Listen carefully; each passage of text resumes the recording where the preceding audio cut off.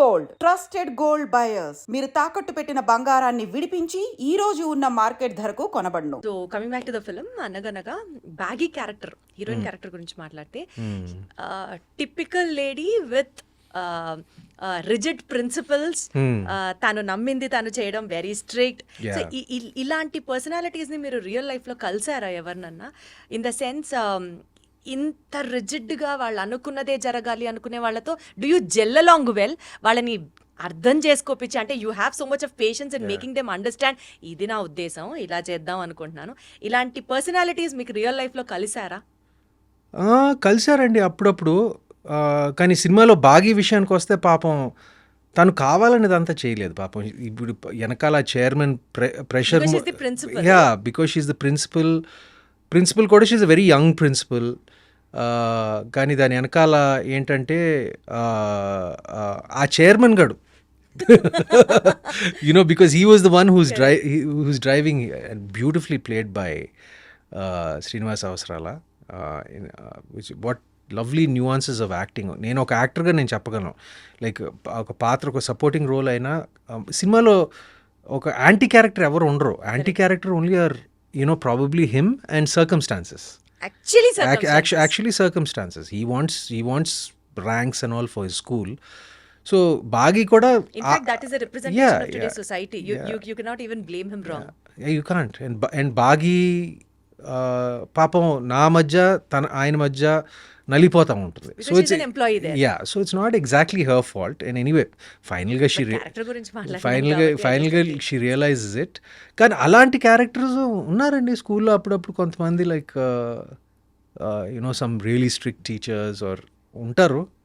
అంటే కానీ ఇంత అంటే ఒక ఫెయిలియర్ బ్యాచ్ ఇచ్చే స్థితి ఆబ్వియస్గా సినిమా అనేసరికి we have to dramatise things and all that. But అది రియల్ లైఫ్లో అంత ఎక్స్ట్రీమ్ మార్కులు రాకపోతే ఫెయిలియర్ బ్యాచ్ ఇచ్చి ఆ స్టేజ్ నేను ఎప్పుడు నేను చూడలేదండి నా కెరీర్. స్కూల్లో ఫెయిల్ అయితే ఒక సంవత్సరం డిటైన్ చేసి మళ్ళీ ఆ సంవత్సరం చదివించేవాళ్ళు.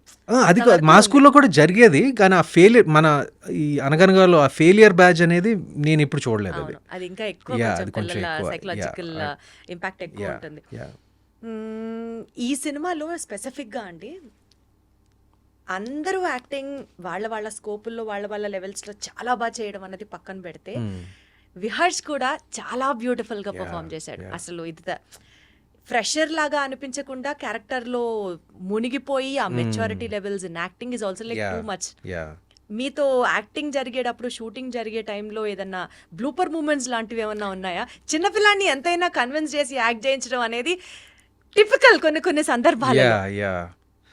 అంటే అలాంటి బ్లూపర్స్ ఏం లేవండి. బట్ మీరు హీఈస్ యాక్చువల్లీ వెరీ క్వైట్. మీతో ఇంటర్వ్యూ చేశాడు కదా, like I don't know, he didn't interview earlier. ఆయన ఐ డ్రీమ్స్లో చేశాడు. బట్ జనరల్గా కొంచెం క్వైట్ తను కూడా. అంటే కెమెరా ఆన్ అయితే ఆన్, ఆఫ్ అయితే ఆఫ్. ఇంచుమించు నాలాగే నేను కూడా అంతే చాలా వరకు. అండ్ పెద్ద ఫన్నీ బ్లూపర్ ఎపిసోడ్స్ ఏమీ లేవు. కానీ ఫస్ట్ థింగ్ ఏంటంటే, నేను ఈ కథ చదివినప్పుడు నేను ఫస్ట్ థింగ్, నా సంగతి మర్చిపోండి, బాగీ సంగతి మర్చిపోండి, చైర్మన్ సంగతి మర్చిపోండి, అసలు ఏది అన్నీ పక్కన పెట్టండి, పిల్లోడు కరెక్ట్గా పడాలి, అప్పుడే ఈ సినిమా పండుతుంది అని నేను క్లియర్గా చెప్పాను నేను. అండ్ అదే జరిగింది. Like because he's the casting of Viharsh, the casting of Viharsh to play Ram was just so apt, and he did a great job, justified our selection, especially climax.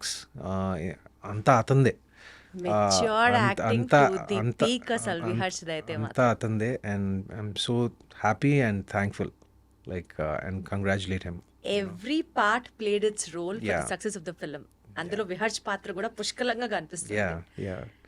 So మీకు తెలుసు కదా సుమంత్ గారు, ఇప్పుడు అన్ని రిలీజ్ల ట్రెండ్లు నడుస్తున్నాయి. ఇట్లా మిమ్మల్ని ఇంటర్వ్యూ చేస్తున్నాను అని ఊరికనే నేను ఇన్స్టాగ్రామ్లో స్టోరీ పెడితే, maximum amount of questions what I got from the public to be asked was మళ్ళీ రావా అండ్ గోదావరి.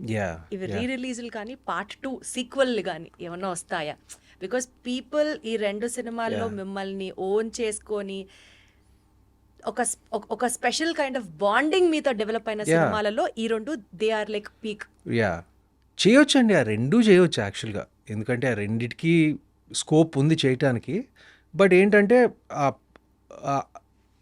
స్క్రిప్ట్ పార్ట్ 1 అంత అంటే మళ్ళీ రావా పార్ట్ 2 చేయాలంటే పార్ట్ 1 అంత బాగుండాలి, గోదావరి పార్ట్ 2 చేయాలంటే గోదావరి అంటే అంటే అసలు ఎప్పుడైనా థాట్ వచ్చిందా? డెఫినెట్గా వచ్చింది. గోదావరి పట్ల వచ్చింది. ఇప్పుడు మళ్ళీ రావా పట్ల మీరు చెప్తుంటే యాక్చువల్గా ఇట్స్ వెరీ పాసిబుల్. బట్ ఏంటంటే అది it should stem from the writer directors అండి. ఇట్ షుడ్ స్టెమ్ అంటే ఆ ఐడియా అనేది ఒరిజినేట్ అవడానికి ఆ spark it should happen with Gautam Tinnanuri and Sekhar Kammula. అక్కడి నుంచే రావాలి. యాక్చువల్గా